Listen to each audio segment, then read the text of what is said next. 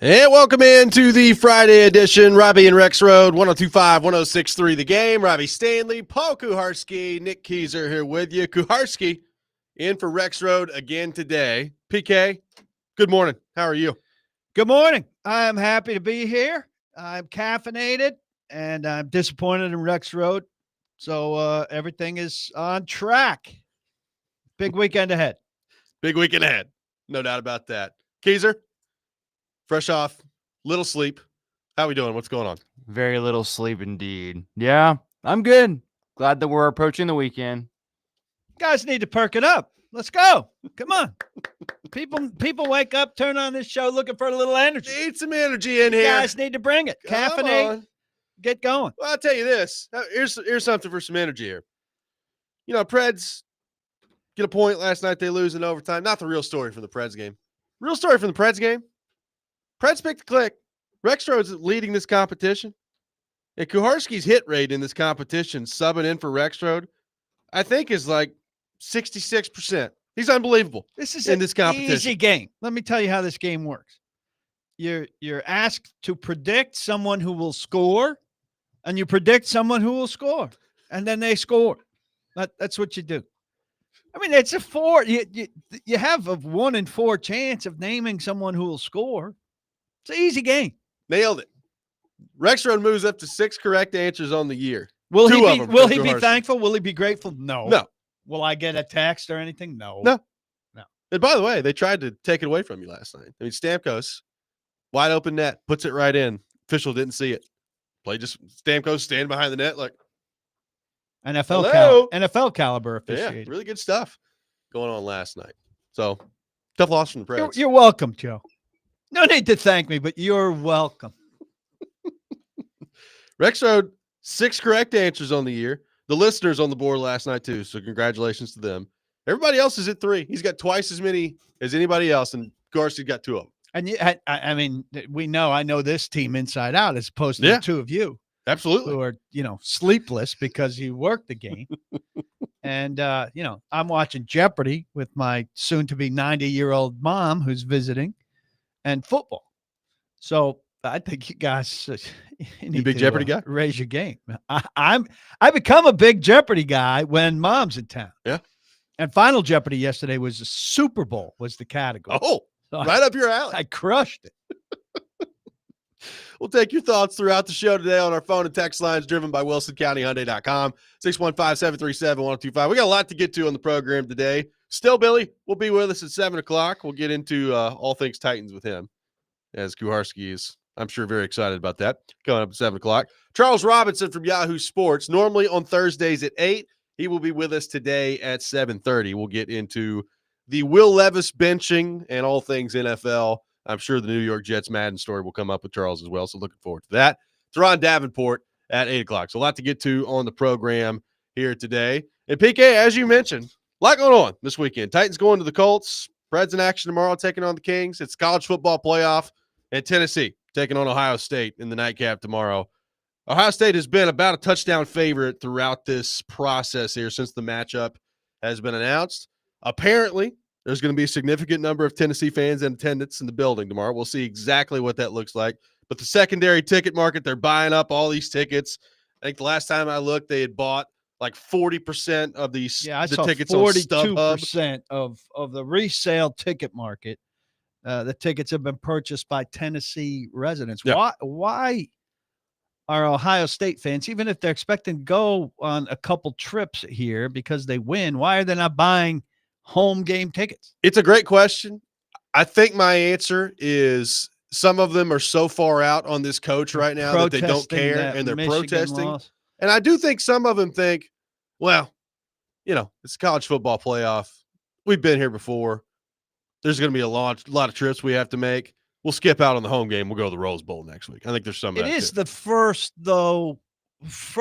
weekend of these home playoff games, which is a big deal. And if there is, in fact, and I'm not buying it until I see it. I agree. I'm not buying it until I see it. But if there's like a visual element, and there's a checker the shoe thing out there and everything. If there's a visual element of Vols fans in the shoe, I mean, that's going to be quite an embarrassment, isn't it? I agree. Yeah. I mean, look, clearly there's going to be a significant number of Vols fans there. How much it is, I don't know. But like Ohio State is going out of their way to try to convince their fans to stop selling tickets to Tennessee fans. So it's clearly gotten to the point where it's enough, where it's bothering them. What that looks like, I mean, look, there's over 100,000 people in the stadium. So is it 15,000 Tennessee fans? Is it 25,000 Tennessee fans? That's a heck of a number. 40. I mean, if it's 40,000, that's fans, wild. That's insane. Yeah. If it's 40,000, that's wild. I'm with you. If it's 40,000, the case to firing day. If it's 40,000, they need to win the game by 40 points.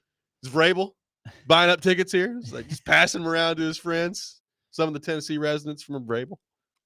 I still don't buy Rexrode thinks there's a big chance. Yeah, he's been on that for years. I'm taking Vrabel to Las Vegas. If we had a pool, we're all too lazy to start a pool, but sports writers like to talk about having pools and then not do the pools. I would take Las Vegas. He would take Ohio State. What would you take? I think I'd probably go Vegas too. I think the NFL makes more sense for him.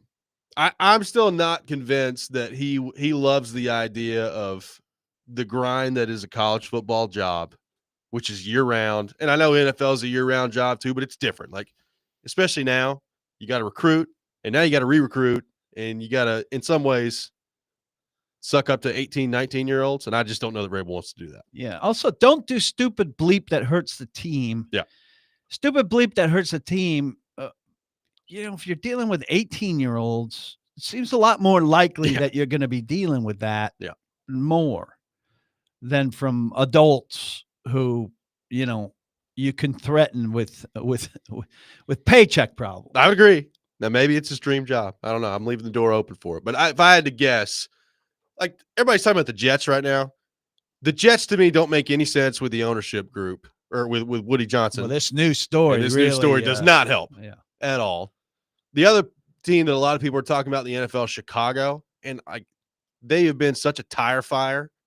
Like, does he want to sign up for that? They got the quarterback, I think, so maybe. And I realize the Raiders have been a tire fire too, but Brady's coming in. I think that's a big deal. Yeah. I could see Chicago. I could see the appeal of Chicago to go restore a historic franchise that has talent.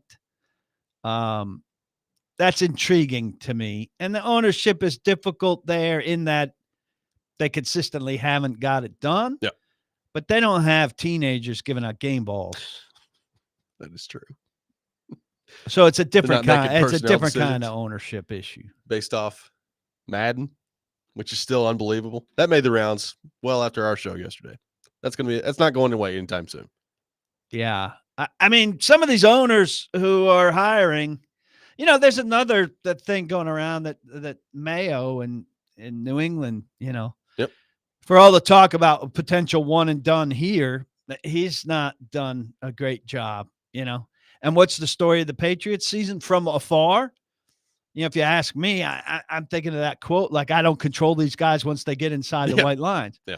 Well, who's opposite of that? Yeah. There's no doubt. No doubt about that. Now, I would think they'd be patient there. And that he's a guy they expect to grow, much the way the Titans would expect Callahan to grow. But there's some self-indictment going on there, and that's been pretty ugly. No doubt about it. Then there's the game itself. Can Tennessee win? Can Tennessee go on the road and take down Ohio State? Ohio State, obviously, they're coming off an ugly loss to Michigan. They are still, if you look at just their roster, they are probably the most talented, if not the most talented, one of the top 2 or 3 rosters in all of college football. I don't love their quarterback. He's been way up and down all year in Will Howard. They have a pretty good defense and a pretty good defense that has played well, particularly in the back end with what they've got back there. So it's going to be tough, I think, for Tennessee to throw the ball. The big question in this game is the line of scrimmage. Tennessee's run the ball on everybody all year. Can they run the ball on Ohio State? And then on the flip side of things, Ohio State's offensive line had been banged up, heading into kind of the last few weeks of the regular season, and that started to affect them offensively. Tennessee's defensive front is the best one that they've seen this year. So can Tennessee's defensive front change this game? If I had to sit here and pick today, which we'll get into some of these games a little bit later in the show, like Ohio State should win this game, but the psychological advantage certainly with Tennessee, a lot of pressure on Ryan Day and Ohio State.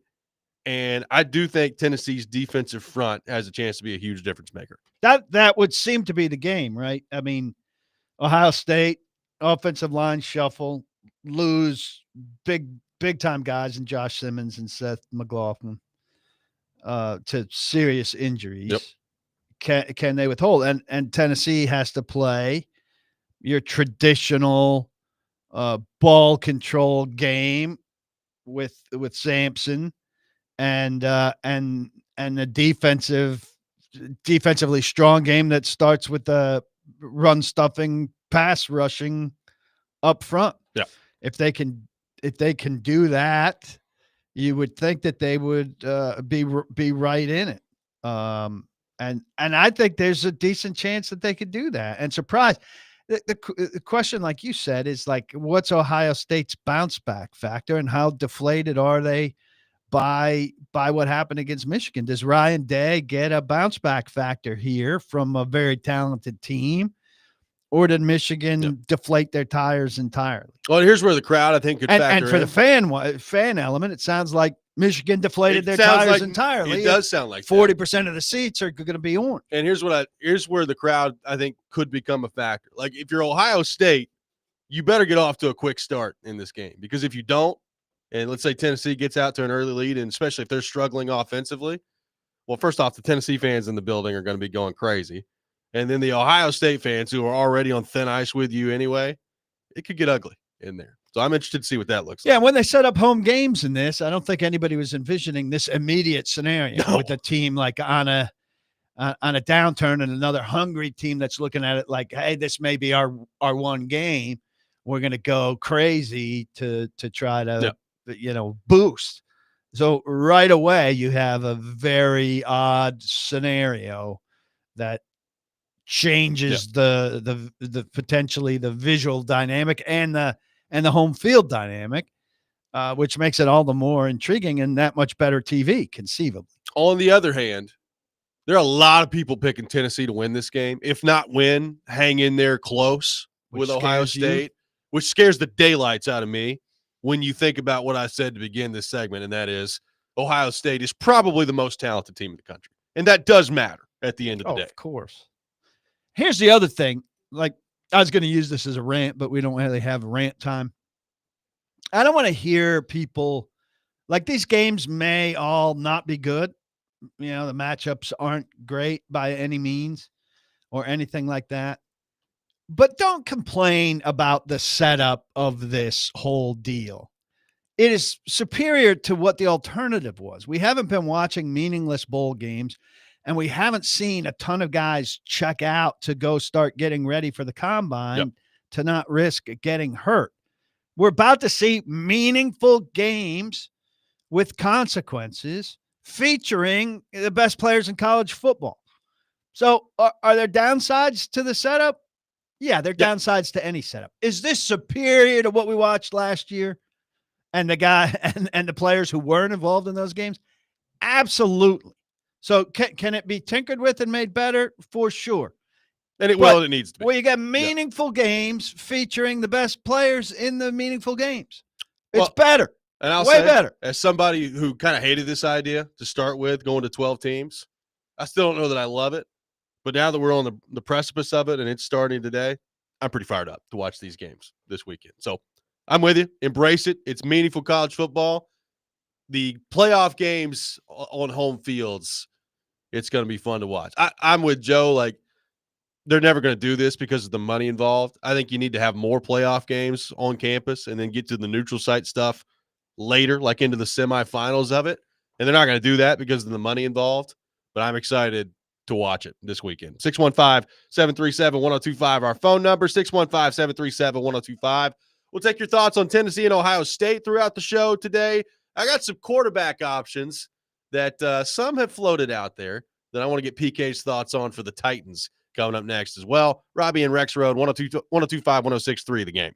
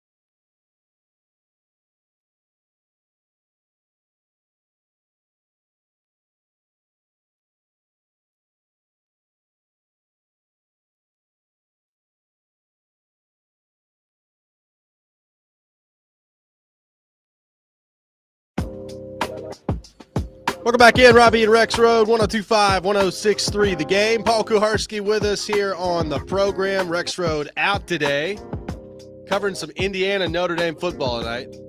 PK, I looked at the temperature. I think it's going to be in the 20s and like a chance of snow tonight for Joe. So hope he enjoys that. Should be good, some good stuff. Should open a window right in front of him. That'd be great. Yeah, it would be. Looking forward to that game. So some options for the Titans at quarterback as they move forward here. I have no idea what the plan is for the Titans, whether it's a veteran QB or going the draft route. We'll see what happens on that front. I want to throw a few names at you that we've not discussed a ton yet that could potentially be out there. And some others have thrown this out there. Jeremy Fowler has made a couple of connections here too. So I want to get your thoughts on this. So the three guys that kind of come to mind here that I don't think are locks to be available, but could be. Derek Carr in New Orleans. And there's some contractual stuff there. I think he's got a $40 million guarantee next year, but only 10 million of it is guaranteed with the way his contract is set up. And then if he fails a physical, I think the rest of it is at that point. So there's some injury protection. $51.5 million cap number. Correct. And a $50.1 million. They could save $400,000 by parting ways with him in terms of dead money. Right. If they go one more year, they could get that number down to $28 million. Right. So it seems like that would be the prudent thing to do. That they're $70 million effectively over the salary cap next year. Now we know the Saints always find a way to manipulate this cap stuff, but going to have a new coach there. Got to make a quarterback decision, but also, what can you swallow economically? So there's Derek Carr. There's Matthew Stafford with the Rams. By the way, Rams are coming on. They've gotten healthier. Puka Nacua back in the lineup. Cooper Kupp's back in there. And since those guys have come back in, they're starting to win games. They're in first place in their division, and they're probably going to win their division and make the playoffs. So we'll see what that looks like. There has been some thought this year that maybe this could be the last year of Stafford in L.A. They can move on from him after this year. We'll see what happens. And there. He's got the same thing. Yep. He's got $49.3 million dead money, and they've got $47 million in space. So basically, if they tried to move on from him, it would take up all of their cap room. Again, you manipulate things, but only so much. I mean, Stafford would be great. He's older and he's not you're not getting the best version of Stafford, no. But still pretty darn good. Get 2 years of Stafford, who would probably, you could shape the contract in a way that, in a favorable way. You get 2 years of Stafford, draft somebody next year to sit behind him for a year. Stafford and Carr have both worked with Callahan. Yep. I think some of these are best case scenarios. Carr's obviously not a terrific quarterback, but he's got some things in him that at his best you've really liked. He's got an impressive arm. And he's had some success. And if you're talking about Carr versus Levis, I mean, that's a night and day situation. And then the last one that Jeremy Fowler, in his kind of mailbag the other day that they do with ESPN, mentioned this in passing, basically. But he talked about Rodgers and how Aaron Rodgers has been, quote unquote, connected to the Titans in the past. Now, how much he's been actually connected, I don't know. But I do feel like, depending on who they hire at head coach, and you never know what the Jets are going to do, but I think there's a chance that they move on from him after this year and he could be out there. I think there's a good chance that they move on from him, but I don't think there's any chance they would bring him here. He's connected because he has a home here, right? Which is ridiculous. Like, player geography plays such a little factor in, Aaron Rodgers lives here. Well, then we got to consider it, because if he had to ride a plane to come here and buy a condo, then we wouldn't consider it. That's silly. I mean, the guy demands so much control of what's going on, and so much of a dictator of your roster.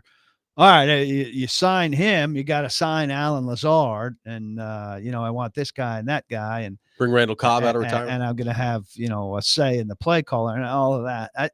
And he's just crazy. I mean, to a degree. His press conferences are a national event. He's going on McAfee and saying stuff, and you might be willing to accept that if he was like going out there and lighting it up, right? But we've all seen the Jets play this year, and he's a shell of what you think. You know this better than anybody. I mean, you watched his career. Yeah. You watch him now and you think what? I mean, it's a huge drop-off from what he was. Now, he's played better the last few weeks here. The bottom line on this, and I 100% believe this. Even if the Titans were interested in him, which I don't think they will be, but let's say for the sake of argument that they looked at all their options and they said, you know what? We think a year of Aaron Rodgers is the best thing for us here. I don't think he'd come here. Like I think before coming to a team that he knew you didn't have a chance to win a Super Bowl with, he'd retire. Like I think he's only playing if he feels like he has a legitimate chance to win the Super Bowl. And you can laugh at the way it's played out with the Jets because I realize he's done almost zero winning there. But looking at that roster when he went there, a lot of people were talking about them in the Super Bowl. That would not be the case here with the Titans. I think he would retire before he came here. And he needs to be connected probably.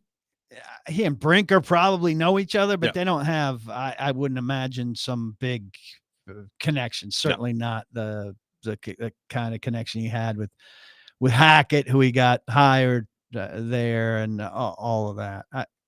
I think he's going to have trouble finding a spot. I mean, I think most teams have looked at what's gone on with the Jets and said, count me out on anything like that. I'll take my chances finding an alternative. He just hasn't played well enough there to make anything worth it. Well, yeah, you got to weigh the circus with the level of play on the field as to what's worth it. And when you're winning back-to-back MVPs when he was on McAfee, that's one thing.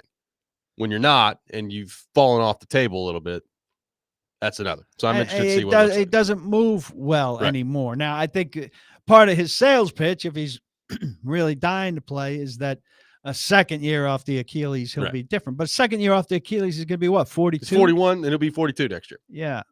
I just think it's a tough sale. Now, if you put Mahomes or Allen or other premier quarterbacks of his era, who he's older than, in a similar circumstance, and if their game drifts when they're 42, but they don't come with the circus and ayahuasca reports and Netflix documentaries and all that documentaries and retreats and all of that. I think they'll have an easier time of it, but I just I don't see it. There's too much of a the number one thing is there's too much of a demand. I don't think he's coming in demanding, but too much of an expectation of control of the entire offensive operation, from what you're running to who you're running it with. Yep. So what veteran quarterback options are realistic? We'll get more into that coming up next. 615-737-1025. Our phone number. Get some thoughts on a couple of names that we've thrown out there at the quarterback position already. This is Robby and Rexrode, 1025-1063, The Game.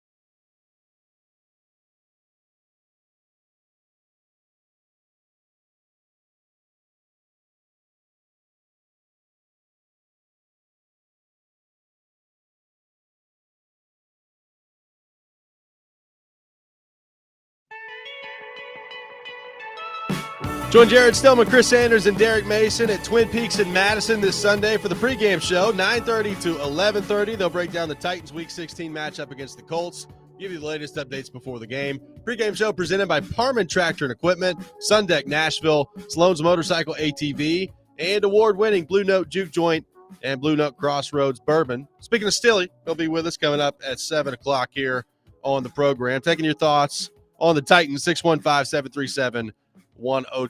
So we just threw out Derek Carr, Aaron Rodgers, Matthew Stafford. I don't know that I would put Rodgers in the realistic category, but I guess that depends on who you ask. What about the other two? Do you feel like Carr and or Stafford could be realistic for the Titans? Because if not, you get back into some of the veteran names that we've thrown out there before, and that list is not overly impressive if you're Brian Callahan, Rand Carthon, and the Titans looking at it. I mean, Darnold is the realistic name in terms of acquirability. And the question there is, has he turned a corner, and is this the guy he is, or is he having an outlier season? I mean, he's certainly showing that he's capable of doing some things that he hasn't done in the past. And I would expect that for his next team, if he is on a different team, he will play a much better brand of quarterback if they are smart about the situations that they put him in and what they ask him to do. Two others that could come free. Kirk Cousins has the same difficulty getting out of a contract. He would leave $65 million in dead money for Atlanta, who's $9 million in the hole. But they've got Michael Penix, and Cousins obviously has had turnover difficulties. But second year off a serious injury, Achilles, right? A steady veteran who could conceivably come and settle things down. I understand the interception thing this year, but you would expect him to be better. All of these guys, are going to need the same thing that Levis needed in terms of much better pass protection and time, which, is priority one for the Titans in conjunction with getting themselves a new quarterback. Justin Fields is going to be more easily available here. And he did reasonably good work for the Steelers at the beginning of the season, but they weren't sticking with him when Russell Wilson was available to return. So he's a more realistic option to acquire. So, looking at this list, if one of them could be let go or dealt by your current team with the salary cap implications, they're not terrible options compared to, what we're considering. They're expensive. They're old for the most part, or they're raw in the case of Fields. And they're going to be expensive for you, which changes, kind of the structure of your salary. But listen, this idea of having a young quarterback who doesn't take up a lot of your cap and lets you spend elsewhere. How many Super Bowl teams have or hard charging deep playoff runs have we seen from teams with this formula? That's a dream scenario, but we haven't seen it pan up. Like Russell Wilson with the Seahawks did it. Like, I'm trying to remember when Mahomes got his contract and when he won the first one. It was close, but I don't remember if that was before or after the first Super Bowl. But to your point, it hasn't happened often. The fact of the matter is, if you're going to be good, you have to account for paying for a quarterback. And you used to say a big-time quarterback.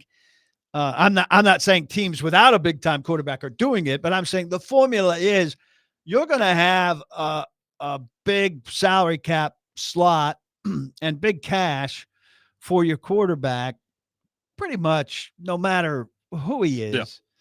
If you're a playoff team, there aren't too many teams that are going with a guy who's on his first contract very far in the playoffs.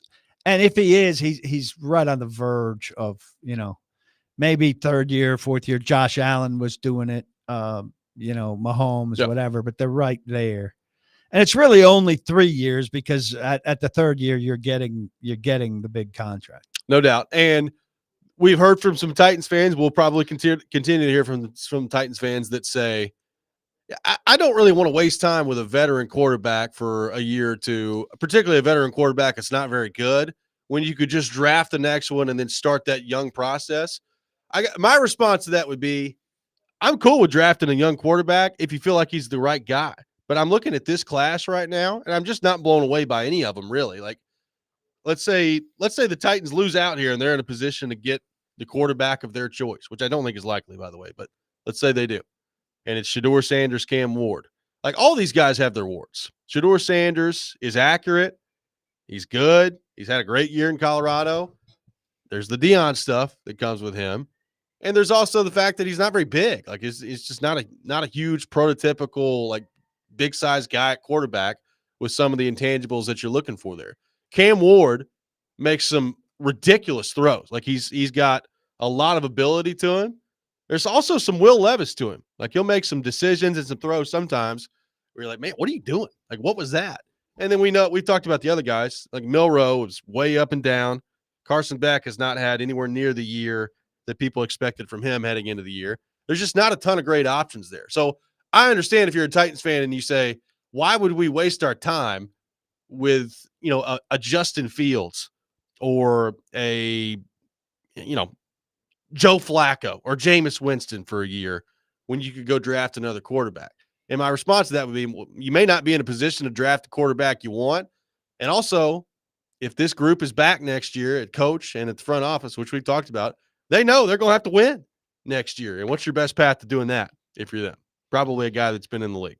Yeah. So I was talking with Mike Herndon yesterday on my pod that just spurred by the whole "Are the Titans soft" thing. And I asked him, and he's very draft forward, if it's not Sanders or Ward, who intrigues you in the draft? And he went to Dylan Gabriel. Yep. Now Dylan Gabriel's a guy who's played a lot, and there's a lot to be said for guys who played a lot. You got to stay away, I think, from an Anthony Richardson type. Now Dylan Gabriel, seems to me to be viewed as a second or even third day pick. Yep. I tend to be wary of second and third. I'm wary of everything, right? Sure. So I'm scared of second or third day pick, but you can't draft a second or third day pick and think he's your franchise guy. He's got to be part of some kind of mix. Well, and Dylan Gabriel, I think, is 6 foot, 200 pounds. Yeah. Not that you can't play good quarterback. Like, Drew Brees, not the biggest guy. I get that. So Russell Wilson's not the biggest guy. So he's more and not more. Bryce Young. I mean, he's not going to come in looking like a high school equipment guy. Right. Nobody's going to, confuse Kyler Murray for Shaq out there. So I get all that. Like, it's becoming more and more of a thing where you can play quarterback and not have the prototypical size that you're looking for. But I think the general point is there's significant concern and or flaws with a lot of these quarterbacks that are coming out in the draft, which is why people view the draft class the way that they do. And what you're going to need with all of these guys, but certainly somebody like Dylan Gabriel, is a patient approach that's going to let him have, at least as many games as Will Levis has had, 18, 19, to get close to a full evaluation and allow him growth. So, I understand the be done with Will Levis, get the next guy. But if the next guy is somebody like Dylan Gabriel, your dream is to sit him for a while, let him learn, and then be really patient with him for 17 plus games. And so you're 2 years in before you're getting a real feel for what you got. Yep. So it's a hurry up and wait situation. Yep. The desire to replace and be done with. I understand where people are with Levis, but I don't know how many of them understand that things are not solved on opening day 2025 necessarily. Got some of your questions to get to on the Titans and the future of the quarterback position. We'll do that coming up next. Jared Stillman will be with us at 7 o'clock. Charles Robinson at Stillbilly. 7:30. TD at 8. Lots coming to your way here on Robby and Rexrode, 102.5, 106.3, The Game.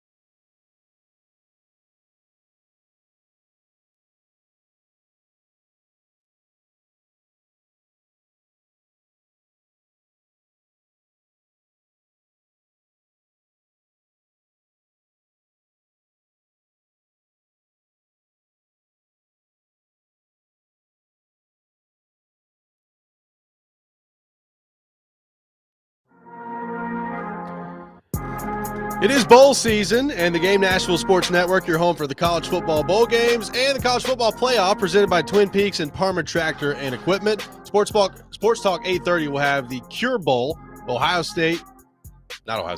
versus Jacksonville State at 11 a.m. in the Gasparilla Bowl. Tulane in Florida, and then tonight the college football playoff first round between Indiana and Notre Dame. That coming up at 7 o'clock. For a list of games carried on the Game Nashville Sports Network, visit thegamenashville.com/bowl games. Stilly will be with us coming up at 7 o'clock, taking your thoughts, your Titans questions for PK. Still Billy, please. Yeah, still Billy. Permanently changing his name. K. Dottie on YouTube throwing this out there. We've talked a lot about the Titans not having a ton of draft capital. You've given up the third-round pick for L'Jarius Sneed. Wanting to know if this is the year that Rand Carthon will finally trade down in the draft. Now, obviously, we don't know where they're going to finish in the draft order here. And I think it's easy, PK, to have a plan to trade down in the draft. You have to have a partner that's willing to do it. And then, who's available to you? Like, does it make more sense if you're sitting there with a third pick and maybe the two quarterbacks are gone? Does it make more sense to trade down at that point, or does it make more sense to take Travis Hunter at that point? Like, that's what you got to weigh when you're in that spot. I think the organization would like to acquire as much draft capital as it can, and knows that that it's at that point. We haven't seen Rand make a trade down in 2 seasons, and there have been times that it seemed like it was the right move. So they need to add that, to their repertoire. Travis Hunter is a very good player, obviously, but Titans aren't desperate at cornerback by any means. And the more I've talked to people, he's viewed, I think, largely as a cornerback who's going to play some receiver. He fully believes he's playing both in the NFL, but that's, I think, going to be hard to do on a meaningful basis in terms of the amount of snaps you'd be playing. And, people say best player available. You can do best player available once you're stocked everywhere. They are not stocked everywhere. And I think if you asked where are they deepest, cornerback is absolutely the spot where they are deepest. And so I don't think Hunter is a good fit based on their roster. I also don't think they're in range of Hunter. I mean, I think he's top 3. Yeah, I would agree. And, maybe they finish in the top 3. But, again, you're going to have, the Raiders lost 10 or 11. I can't remember if it's 10 or 11 in a row. Either way. Big game this weekend between the Jaguars and the Raiders. Huge one. Could have a big impact. Draft implication game on what happens. Relegation level game. Yes. I'm sure people are very excited to watch that one. I got one person wondering, why would the Titans consider trading for one of these veteran quarterbacks with the price tag associated with them when they could just offer a package for Hendon Hooker for the Detroit Lions? Your thoughts on that? Well, look, Hooker is one of a couple of, Jake Browning in Cincinnati is another. But you're presuming that these teams are just willing to part with their backup depth. I mean, it's just this idea that automatically you could trade for anybody you want, like the other team is obligated to give them to you. So, Jared Goff is not a permanent long-term. If Detroit really likes Hendon Hooker and sees him as their quarterback of the future, well, we're seeing what happens when you don't have a quarterback plan. If Detroit has a long-term quarterback plan, who's to say that they're dealing him? Yep. Who's to say that Cincinnati, which has a lot of problems, is willing to deal its backup quarterback who did reasonable work in place of Joe Burrow when he got hurt? As soon as Nashville really has a problem with this idea of depth. I got a lot of people who want to trade a quarterback, a cornerback. I keep not saying cornerback clearly. Want to trade a cornerback as soon as the Titans have depth at cornerback.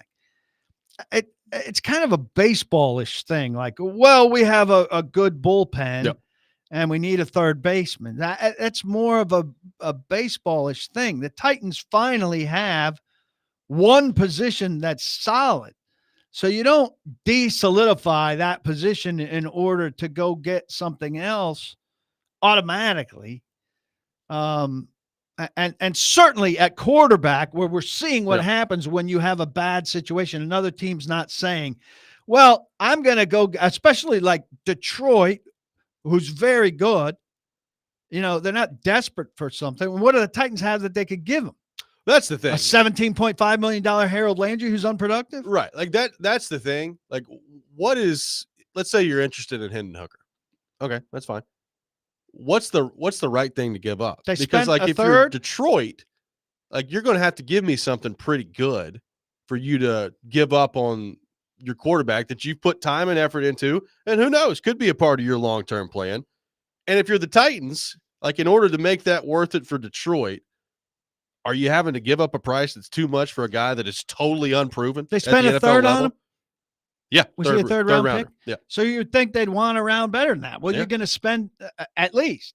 Well, you can't spend a second on Hendon Hooker he's right never now. taken a meaningful snap in the league. I wouldn't Yeah. think. So and are they taking that? I think it's complicated. And look, I don't know what Hendon Hooker is at the NFL level. Like he was very accurate at Tennessee. He's got some good mobility to him. He was pretty good in the preseason for them, but it's preseason NFL football. Like, what does that mean? Like, I don't know what he is at the NFL level. But to your point, like you shouldn't be really, I think, unless you feel like it's a 100% answer for you at the quarterback spot for the next couple of years. That's the other thing. You already don't have a ton of draft capital, so you're going to give up some more draft capital to then go get your quarterback at that point. Then look at the rest of your roster. Like it's just not a great spot to be in via trade. Well, if you're the I'm Titans. all right giving up something for a guy that you're sure is your quarterback solution, because you have to have a quarterback solution. And to me, Blake Bedingfield suggesting him as a solution takes a homerism out of it. Blake doesn't care that he went to Tennessee or care about any of that. Now he does care about that he went to Tennessee once he's here, Yeah. because he thinks there'll be a lot of pressure to play him above other people, whether he deserves it or not, based on the fan stuff. But I'm just not convinced Detroit's saying here, here, have a gift. They really wrap, like him gift from wrap what they say. quarterback. Yeah, absolutely. 615-737-1025. Our phone number. Still Billy will be with us coming up next. We'll get his thoughts on the week that has been for the Tennessee Titans. His thoughts on Tennessee, Ohio State as well. That coming up next. Robby and Rexrode, 1025, 1063, The Game.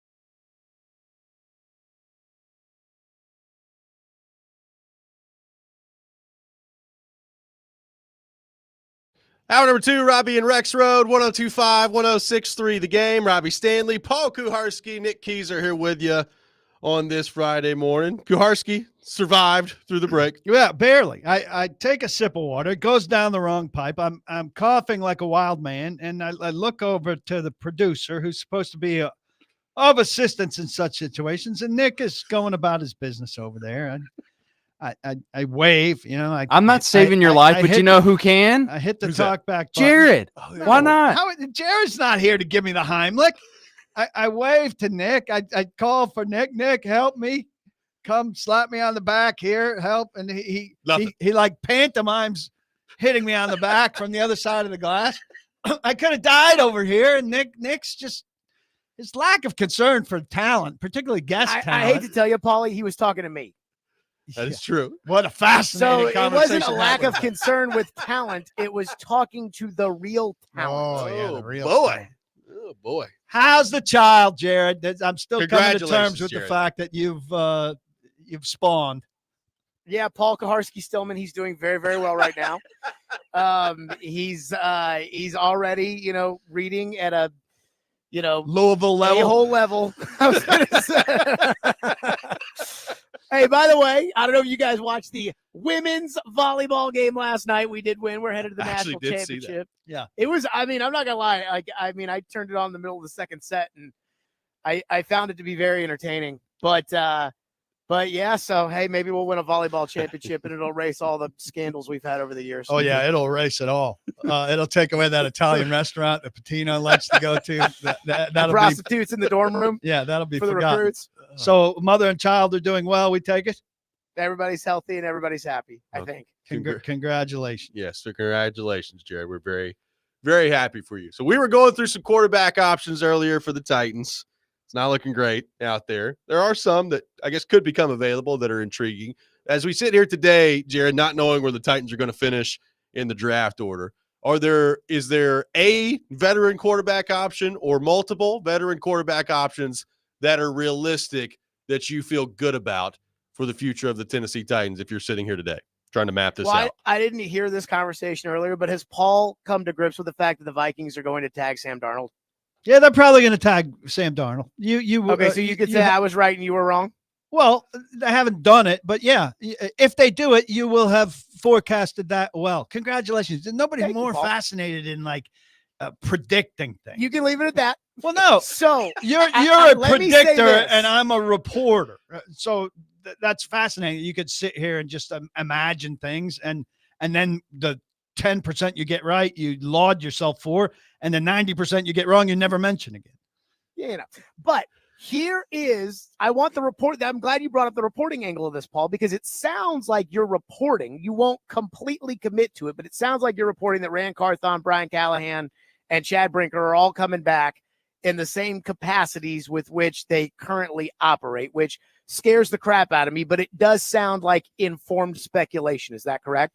This is fascinating. I saw that you tweeted about it, that you're upset with me that I'm not reporting it. So I know what I know, and I can't report it. I can tell you, yeah, I have informed speculation that people are going to be safe, and I've said things can certainly change over time.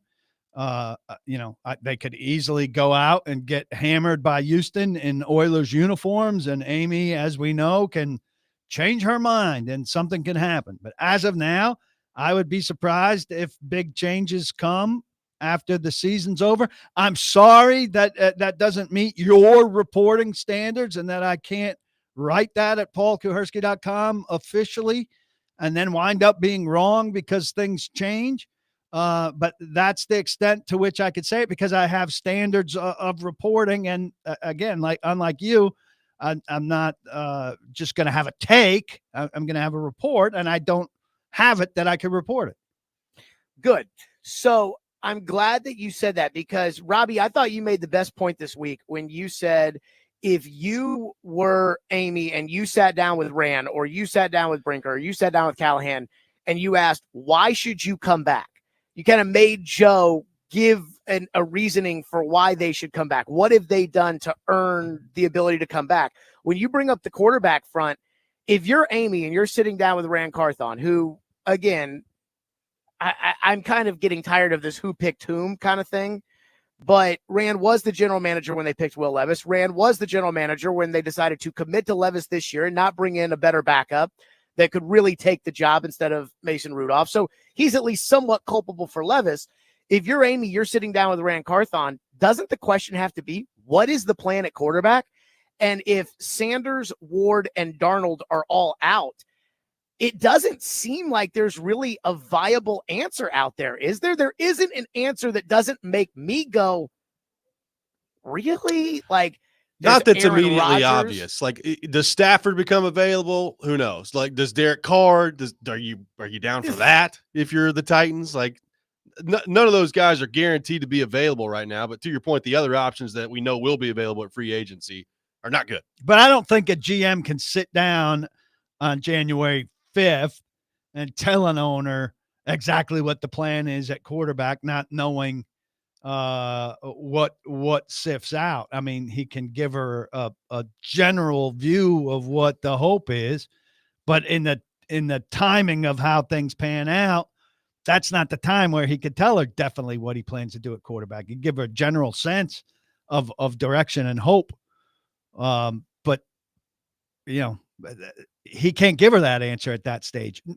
A good general manager couldn't give her that sense at that stage. A good experience. Could he not give her like, okay, here's kind of the direction. Here are the options that we think maybe. So if option A is out, then this is option B. And if option B is out, then this is. So I say all of this because, look, I didn't think Bo Nix would be a starting quarterback and be as good as he has been at this point when the Broncos took him. And it didn't look like the Broncos really had a plan until they took Bo Nix at the draft. That being said, like, if you're Amy and you're sitting there, is Rand Carthon going to sit there and try to sell her on Daniel Jones or Aaron Rodgers or Mac Jones? And is that going to win you over? Well, I mean, I think the counter to that, and look, I'm not a big Rand fan, but the counter to that is my replacement is going to have the same options as I am at quarterback. He's not going to come in and miraculously have access to Mahomes or Allen or Burrow. But my replacement can go 3-13. So he could draft a quarterback that he sees as a 3 or 4 year option. Like, again, let's use Jalen Milroe, who I'm not a huge fan of, but at times does look like Lamar Jackson out there. And then at other times can't complete a pass. Yeah. Let's say that guy has the stability to say, hey, this is going to be a long process and we're going to take a young guy and we're going to sit him on the bench behind Daniel Jones. And a new guy can do that. I think we all know Rand Carthon can't come in here and say, all right, Daniel Jones is going to be the quarterback while we grow this other quarterback and sit him on the bench and then put him in there. And because if they bring everybody back and they start off 0-3, it's going to be so ugly around here that, there's probably no coming back from that at that point. You've talked about, Paul, the job survival aspect of this. There is no doubt that they have to win next year if they come back. And then that's going to, in my opinion, spur a whole nother act of desperation in the offseason that's only going to make things worse. And I saw in the Fowler report that he mentioned Aaron Rodgers, and Fowler clearly has a hook in the organization. He's the one who reported the quarterback switch. He's had other reports. I don't know who it is, but he's got a hook. And when he threw out Rodgers, I'm like, that might be, if I was desperate to save my job knowing I had to be good next year, that might be the only option I'd have too. But I want to save my job, so I'm going to bring in the biggest alpha ever who's going to control my personnel, who's going to order me around to sign Alan Lazard and everything. Aaron Rodgers would be an absolute disaster here. I'm not convinced that Jeremy Fowler has a hook here. You consistently do this. Jeremy Fowler did not get Mason Rudolph starting from inside the organization. Jeremy Fowler got Mason Rudolph starting from either Will Levis's agent or Mason Rudolph's agent. That's so obvious. I don't understand how you don't get that. Well, he's got other reports about the team. Well, I welcome you to give me a list, but I don't think he's getting a lot from inside the Titans organization. I think he's getting a lot from agents who are dealing with players inside the Titans organization. And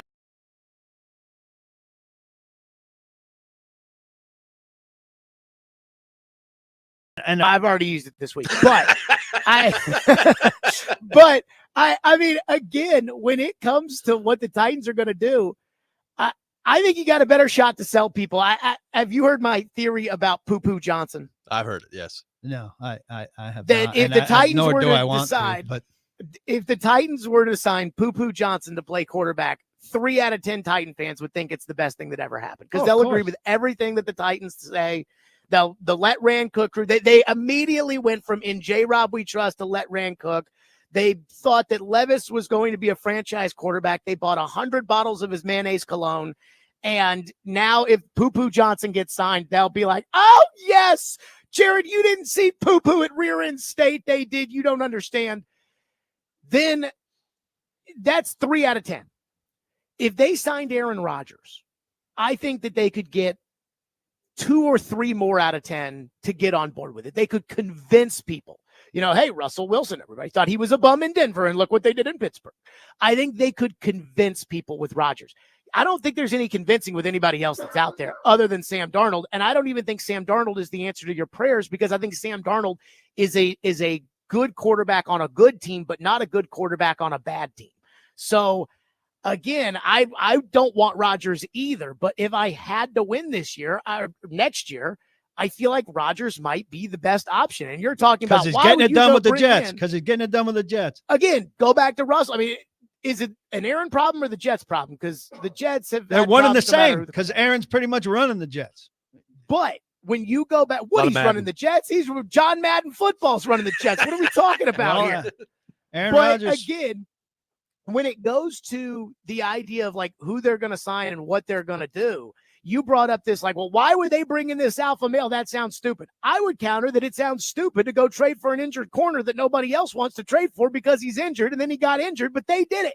Hey, by the way, you started this Aaron Rodgers thing way back because you believe where a guy builds a house determines who he should play for. Like you're No. big on geography dictating things.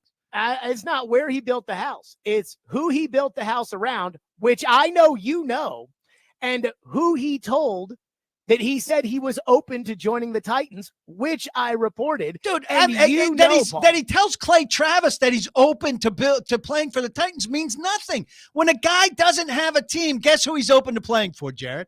Everyone. Anyone that'll pay him. I mean, this Guess is so what, Paul? naive by He you. had a team. He was on the Green Bay Packers. And he was on his way out of the Green Bay Packers. And guess what? That meant he's willing to pay for somebody Except who that he wants him wasn't and on will his pay way out him. of the Green Bay Packers. He stayed with the Green Bay Packers. But other than that, you're right about everything. This- Other than this being wrong about idea everything you that just it- said, you're right. Jared, this idea that a guy says, I'm willing to play for X, that you take as having like real meaning as opposed to sorry. a general, like, If Joe I'll Burrow, play for a variety of teams who would pay me, and this one would be exceptionally so you convenient mean to tell me because right I'm building now, a house there is crazy. If you mean to tell me that if Joe Burrow tweeted out right now, I'm willing to play for the Tennessee Titans, even though he's on the Bengals, that's not a story. He's also under I mean to contract tell for you, 5 years. he would be, yeah. If he was, he'd be willing to play for a lot of teams who would pay him a lot of money. He's talking to Clay Travis about moving to Nashville, and he says, "I'd be willing to pay for the Titans." That's a pretty casual conversation with a dude you're moving in next to. That's not earth-shattering stuff. Jared, But good grasping at straw. I see how he wound up playing for the Titans, by the way. So you nailed it. great stuff as always, Jared. A+ reporting, right, PK? A+ reporting, Mike. That's what I love. I'm not a reporter until I hear something that I think might be a big hit. Then I'm going to try to report it. Then when it doesn't come true, guess what? I'm not a reporter. I didn't report Aaron Rodgers was coming to the Titans. I reported Aaron Rodgers was buying a house, which was true, and he was telling people that he was open to playing for the Titans, which was true. Hey, I'm open. Hey, What round was two, not baby. true, Paul? What was not true, Hey, Paul? Jared, I'm Why open. didn't you dispute it at the time, Here's a PK? report for You're you. this great reporter. Why didn't you put out there, this is all not factual information? Gonna wait When for in baby. fact, it was all factual information. You're welcome. Well, I mean, it's the broadest factual. I'm going to give you a report here. I'm willing to move to any state in the country for the right price.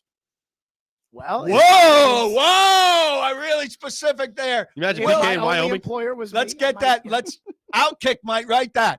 Willing to move anywhere in the country for mean- the right price.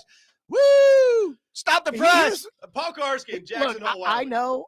I know, Paul, that you're so hell bent on trying to say that Rand was as good as Floyd at the end of Floyd's tenure, which Here we is go. borderline ridiculous. So I know I can spin you into these crazy things, but everything I reported, and you know this, was true. And you know this.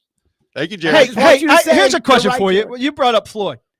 I know you're big on the salary cap not being real. So when the salary cap wasn't real, why did he cut Samari Roll and Derek Mason and have that huge purge? Because of the fictional salary cap or because of the real salary cap? So it's actually funny you say that because When he sat you I- down at his knee in front of the fire and said, "Come here, little Stilly. Let me tell you why I cut all these guys." It wasn't the salary cap. it was during the great off season of 2020 when we had nothing to talk about for And you were 8 3. and and he said at the time he made a Dad. comment about how the rules were different when he was GM than what they are now. And I said, "What do you mean?" And he said, "Well, there weren't void years and now you can do whatever you want. Before, when I was GM, you couldn't do that." Now, look, I don't know if the cap was real then or if just Bud Adams' cap was real then, because I was in middle school, so I didn't keep up with the semantics of the CBA the way I do now. I actually did have to, go to social studies class back then. So I don't know if he was telling the truth or if they could have manipulated it however they wanted to. But Bud Adams was like, putting his foot down the way he did in 93 when he made him get rid of Warren Moon. That I couldn't tell you.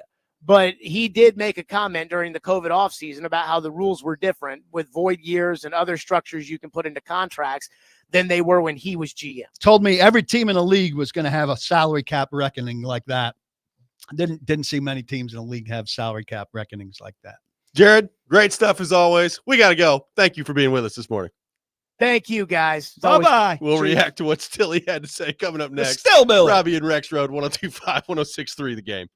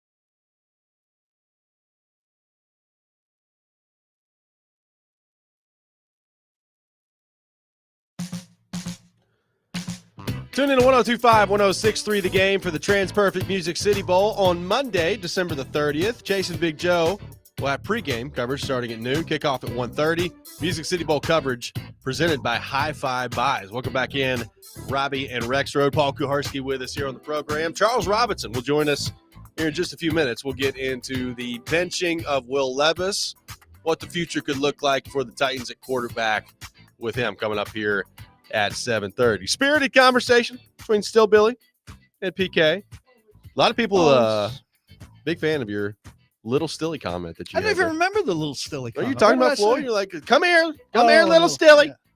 Well, it's I a enjoy it. father-son relationship, which I've always maintained is. I haven't met the real Mr. Stillman, Great guy. but I feel badly for him. Great guy. Love me, Mr. Stillman. Taking your thoughts on our phone and text lines driven by WilsonCountyHyundai.com, 615-737-1025, our Hey, phone Nick, number. I'm all right. Just if you Garski remains alive. to check in. Let's say we brought up this guy earlier. I don't know if it's going to excite Titans fans, but let's say Derek Carr becomes available and the Titans choose to go that route. What does a Derek Carr-led Titans football team look like the next 2 years? I mean, I think it's a very interesting question. I think it gives Brian Callahan a chance to execute his offense. I mean, Derek Carr has been an up and down player. The first time I saw him, the first time he was here with the Raiders, I remember being down on the field pregame and watching him warm up, and I was very surprised by the zip on the ball. And so, look, he's got some talent. He's older, and, I don't know that his story is entirely written yet, but, He's 33. He'll be 34 in March. Yeah. So he's got one more act, right? Yeah. One more act. Now, I don't know that he gets out of New Orleans now, but they've got a big change coming. They got to get out of what's left over from the Peyton regime and go a new direction. And if he's involved in that or not, it remains to be seen. But I think the Titans could do a lot worse than Carr in a veteran quarterback next year. And I think, he's above replacement level. Yeah. Right. I would agree. At least a tick above. I'd agree. I don't know that Justin Fields is. Like, I like the athletic ability that he has. I watched him play a lot when he was in Chicago. How much of his struggles was on him and how much it was on that tire fire of a place, I'm sure there's probably some combination there. With Fields, though, it just kind of feels like he's a tick late. He's a tick late in his timing. He's a tick late in his decision-making. And how much better is that going to get in year 4 for him? Year 5? I don't know. I think you really want to avoid exactly what you're saying. Yeah. You want somebody whose decision-making is good, right? We always see teams go opposite, right? You got a hard-ass coach and you fire him, then the next guy's nice and all of that. Yeah. Vince Young was, not the first guy in the building and not the last guy in the building. Well, that's a big reason that they drafted Jake Locker, because he was going to work his tail off.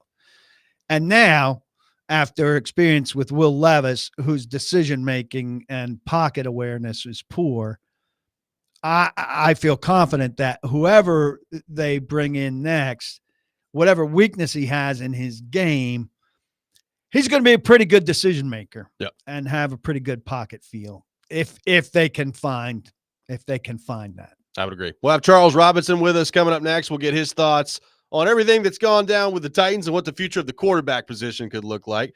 That's coming up next. Robby and Rexrode, 102.5, 106.3 The Game.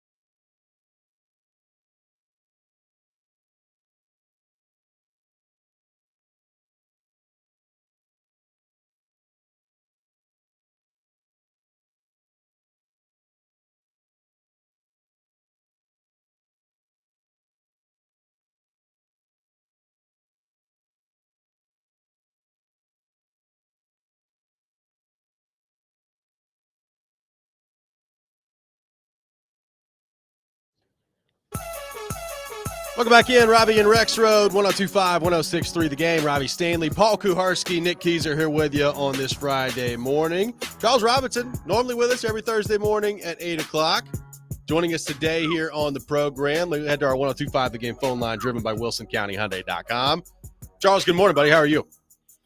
I'm doing well, gents. How you doing this morning? Awesome, man. Appreciate you taking time to be with us. So, Charles, Will Levis to the bench. Mason Rudolph coming in to close out the season here for the Titans. And it looks like the Will Levis era over as starting quarterback of the Tennessee Titans. Your reaction to that, and now what now faces Brian Callahan, Rand Carthon, and the Titans, and the decision to get back into the quarterback wilderness moving forward? Yeah, I mean, it's not surprising at all at this stage. He's a turnover machine this year. Pocket feel really did not seem to improve. We talked about it after the benching. He comes back out and you feel like things are going in the right direction, but it only took a couple of games before he backslid into basically the same performance we saw pre-benching. And I'm with you. I got to believe, like, at this stage, they're going to have to sit down and hash out their options now heading into the offseason. I'll be completely honest with you. It's not like I'm talking to Amy, but I don't think they know what their options are at this stage. And I think some of that has to do with what's going to happen with some of the veteran movement in the offseason. Like, Darnold could be a curveball that could change up the quarterback landscape and what's really available. I think the NFL draft, obviously, we've talked about this in the past, not a great class. It's capped in a few different ways, but we haven't gone through the college football playoff, although it's missing a number of guys we would have liked to have seen in the playoff. And then B, we don't know what the combine workouts are going to look like. And somebody always gets heat and prospects that I wouldn't be surprised. I've heard, hey, it's 2 first-round quarterbacks in this draft, and teams are grousing about it. They're probably not even really top 10 guys, but they're going to end up being top 10 guys because of need. I wouldn't be surprised if it ends up being more than a 2 quarterback draft. But it's not. I mean, it's a pretty weak draft in general. When you talk to teams, the first-round grades, teams generally average, I don't know, maybe 12, 14, 16 first-round grades a year, depending on how optimistic certain staffs are. Like, I've heard 8 this year, 8 first-round grades on some boards. Yeah, not great. I mean, it's great if you're sitting there and going, okay, well, the talent shelf is I've heard like from 9 to like the mid 50s. You're going to see like the talent is comparable in that space for some teams. So it'll vary for different teams, but I think there's no doubt after they decide what's going to happen with the leadership of the team, they're going to have to decide what's next for a quarterback. And I would think you're in for a bridge option unless they're going to swing big for like a Darnold. Here's 3 veterans that have bad cap situations. It'd be hard for their teams to get out of them, but I'm wondering if you think there's any chance they come free. Matthew Stafford, Derek Carr, Kirk Cousins.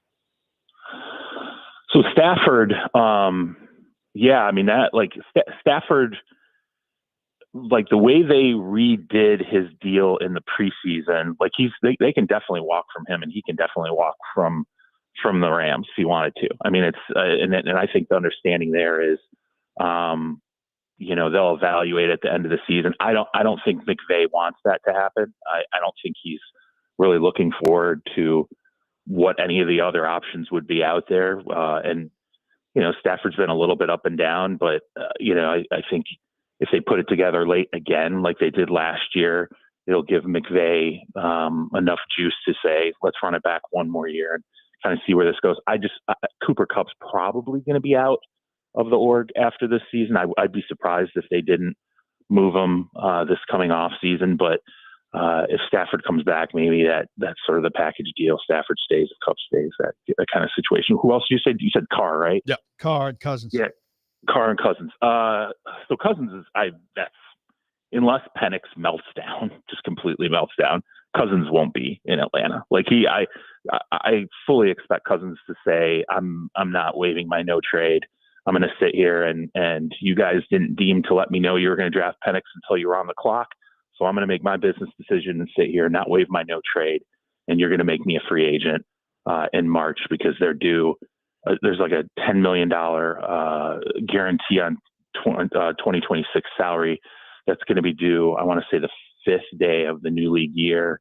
It becomes guaranteed. They're not going to guarantee that money. They're done with him. Like it's over there, unless, like I said, either Penix, there's a catastrophic injury, or Penix is just absolutely horrible, which talking to people there, they do not expect that. Like they think this is going to be a really big momentum turner for them. So I think Cousins definitely becomes available. Carr's a little stickier. I mean, the cap implications there for New Orleans are pretty tough. I think he could become available. If he does, they know it's basically a reboot situation at that stage because they're going to have to inflict some accelerated cap pain. But I would say for sure Cousins, maybe Carr, and I'm kind of out on Stafford, moving on from LA. I think they're feeling pretty good about the situation now as opposed to maybe where they were a little bit earlier in the season. So Charles, on the Darnold front, obviously, Minnesota drafted JJ McCarthy. He gets hurt, and this has been a wash for him this year in terms of on the field. Darnold's played great. So, like, I'm looking at it like I think Minnesota would kind of be crazy to let Sam Darnold walk. How do they view it? How do you think that they handle the Darnold situation at the end of this year? So interesting. Yeah, I'm gonna be writing about this next week. This is interesting to me because my full presumption was until I started to talk to some people there, you got to move on. The plan was for McCarthy. I talked to them extensively about it in the summer. Regardless, like they were even saying then, hey, we think Darnold could have a big year if we start him. This is before McCarthy had gotten hurt. And I was kind of like, okay, sure, guys. I'm like, all right. And then, it happens, and everything they told me about where he was in the system, what he had learned in San Francisco, how much he had really turned himself around, getting beyond like first read, second read. It all really came true. And so here's the thing. I was acting on that information. You reach out and you go, okay, so if you can't really keep this guy, I think the attitude there now is like, why not? Like maybe we can keep both. And I was honestly a little shocked. Like, I'm like, okay, it really, like there's a consideration of potentially keeping both. And I think it all depends on what happens the remainder of the season. It depends how Darnold, finishes out. But look, if they make a good run into the playoffs and Darnold continues to, I mean, he's, I'd say he's drawn back a little bit compared to maybe where he was in the first half of the season. But I think they also feel like there's still more ceiling there working with him that, like Kevin O'Connell, I think in his mind, he feels like it takes 2 years for a guy to really be fully immersed in what O'Connell likes to do. And then once that guy's got the 2 years, it's gangbusters. And so I think he still feels like there's meat on the bone. They may attempt to keep him, but it's going to depend on what other team's going to be offering, what's that market going to look like for him.